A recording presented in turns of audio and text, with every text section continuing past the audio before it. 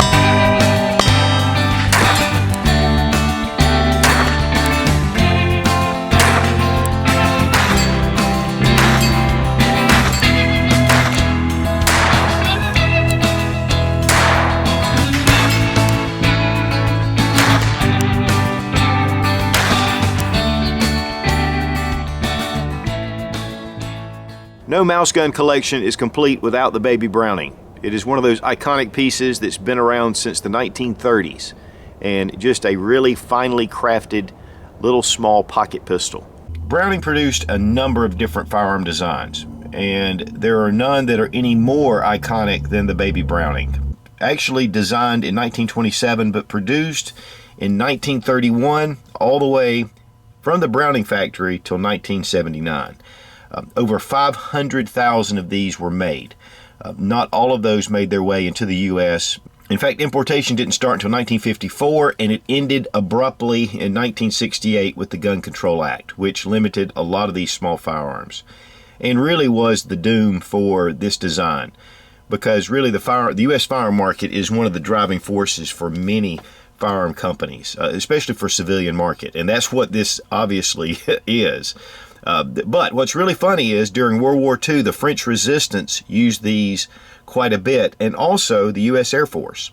All during World War II, especially those that were down behind enemy lines, it gave them a little something extra. So this gun has not only served to protect regular civilians, but it's also been a useful item for some military forces, which is kind of funny considering the size of this pistol, and the anemic caliber. It was designed in the 6.35 millimeter, which is 25 ACP here in the U.S. But to get things started, let's go ahead and safety check the firearm. We do see we have a Hill style type magazine release, 6-round, small little steel magazine, and of course the gun is empty. Now this is a blowback design. It's in single action. That means that to cock and to charge the pistol, you have to pull the slide back. That charges the striker. And we're going to break it down in a minute to look at some of the details. But one of the cool things about this pistol is that there's only 32 parts to the pistol, so it's a very simple design. Originally, FN made the model 1905 and the 1906, which it was changed to. And with that, it had a grip safety on the back. It was a little different in design. A lot of people were copying that. In fact, the model 1908 Colt is a direct copy of that pistol with just a few differences, and that's one of the reasons why that they went with the Baby Browning design. Now the Baby Browning, it was just marketed because it was so tiny, and it's just stuck. There's a lot of different grip differences and things like that, and this isn't really as a collector video, but I just wanted to give you kind of a background history. The original FN 1906 was actually the VP, which was for vest pocket. Now FN produced these from 1931 to 1979 in Belgium, and then the manufacturing was bought by MAB in France, or MAB, and these were produced from 79 to 1983, and then production stopped in Europe. Now in the US, Bauer produced these for a number of years, and then even currently PSA is making what they call the PSA 25, and those are still being made even today. The overall length is 4 inches, the overall height is 2 3/4 inches, and the width with the grips is about 3/4 of an inch. So it's a very small, tiny pistol. And the weight is 8.7 ounces. Now one of the improvements over the M 1906 was that the dust cover was extended with the Baby Browning. And this gave you a little more leverage right here to be able to place your finger. With the M 1906 it was cut short here and then rounded off.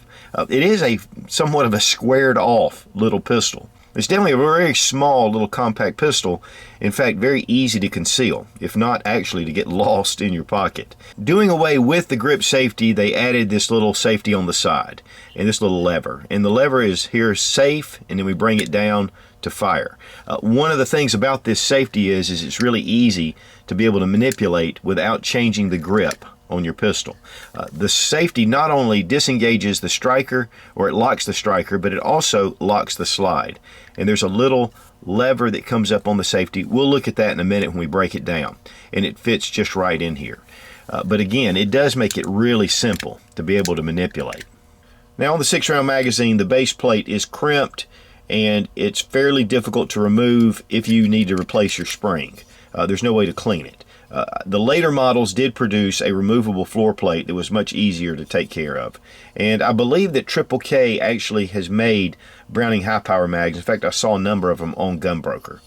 It does have a magazine disconnect. So once you remove the magazine, pull back on the slide, the striker will protrude somewhat, and this will let you know that the striker is cocked. That doesn't necessarily mean that the gun is loaded, but it does mean that the gun has been cocked. And then when you pull the trigger, it disappears. One of the things about removing your magazine is it has a magazine disconnect, and so you'll know that it is not cocking that striker and nothing's happening. The grips are actually a nylon impregnated polymer, so they're really pretty strong, with the Browning logo and very nice checkering here.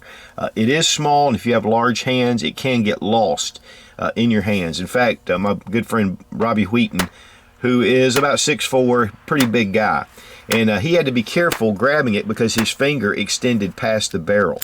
So you've got to be careful. Also, if you have very meaty hands, this little slide can come back and give you a nice little slide bite. So it is made tiny for purpose. It is very concealable, but those are some of the things, the trade-offs to having such a compact little pistol. And here we see the sights are just some iron, very low profile sights, and then it has this serrations on the top to keep down glare. These are just small little cuts all along the top of the slide.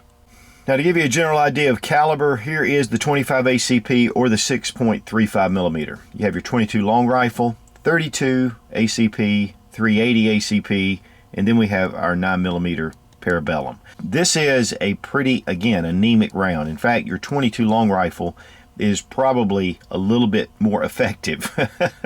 But actually 25 ACP was one of the first calibers produced for semi-automatic pistols. It was among the first. And of course the 32 is not necessarily a really good self-defense round as well, even though they've come out with some pretty decent self-defense loads. You can get self-defense loads for the 25, but one thing that a lot of people like is the full metal jacket. It's just penetration. And really for up close, it's really important to have as much penetration as possible with these. But really for self-defense, it's a pretty anemic round. I would not recommend it, but it is fun for a backup gun.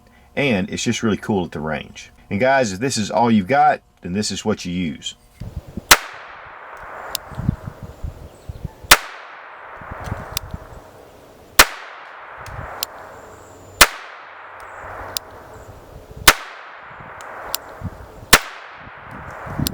Using Fiocchi 6.35 50 grain full metal jacket, and the sights are really small, and of course the gun is really small to get a really good solid grip on it, but still, even then, we have a nice little group here, and then of course easy to see targets. It's a lot of fun at the range. The recoil is super light even with this really small frame. Being a really small pistol, sometimes they can be a little snappy, but definitely 25 ACP just helps this to be a lot of fun.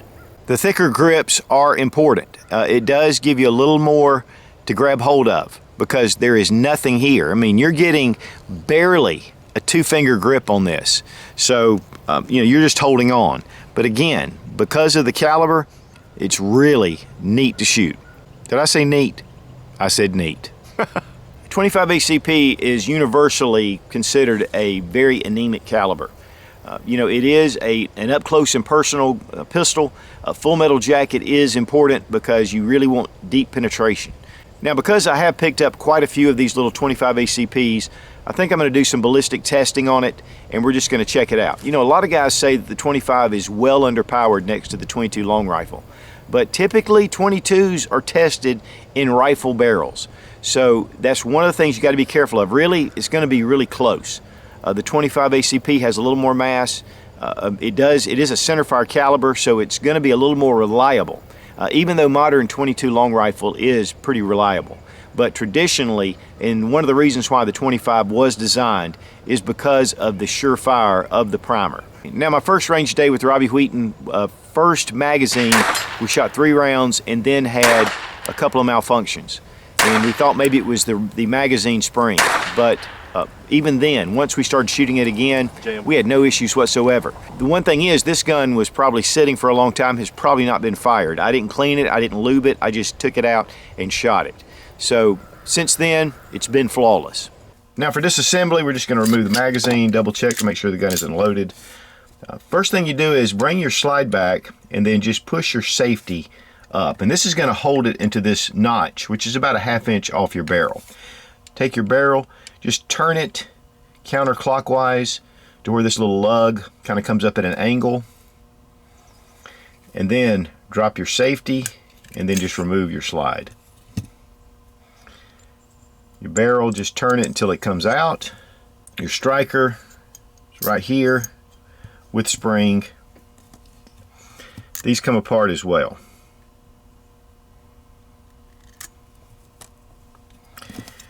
Have a small recoil spring with a steel guide rod. There are 2 springs that are actually captivated right here with this spring. So you probably just want to leave it as is. And that pretty much field strips the pistol.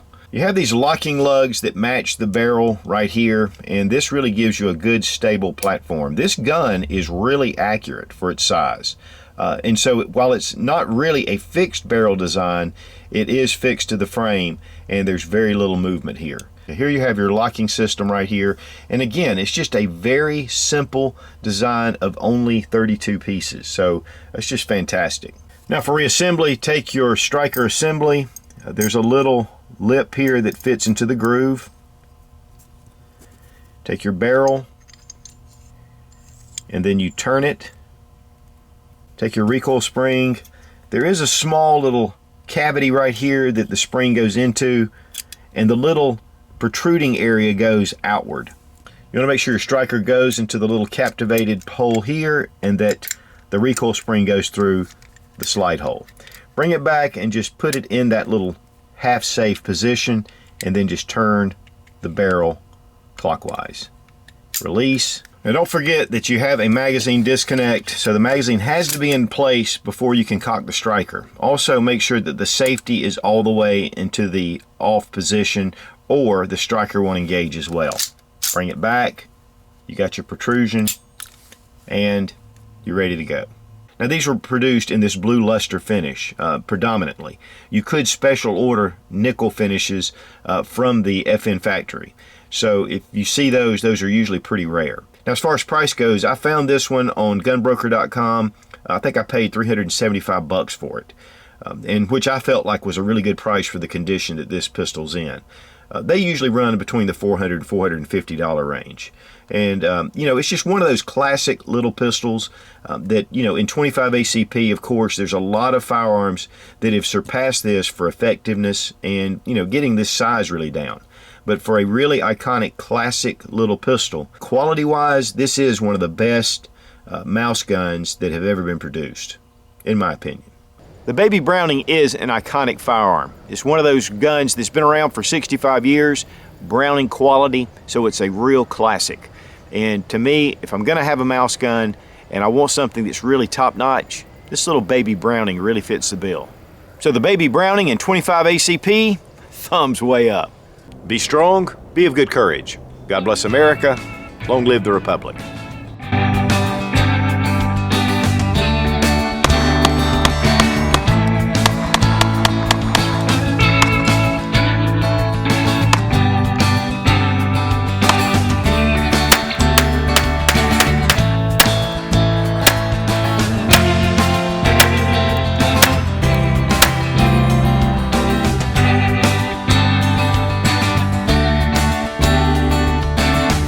The barrel itself is tiny. In fact, I don't even know what the barrel is. One of the improvements as well. Now, one of the improvements with the Browning High, Bauer made a really nice copy of the Browning High Power. It's going to be hard to beat the little Browning High Power. About 7 yards using Fiocchi. Is it Fiocchi? What is that?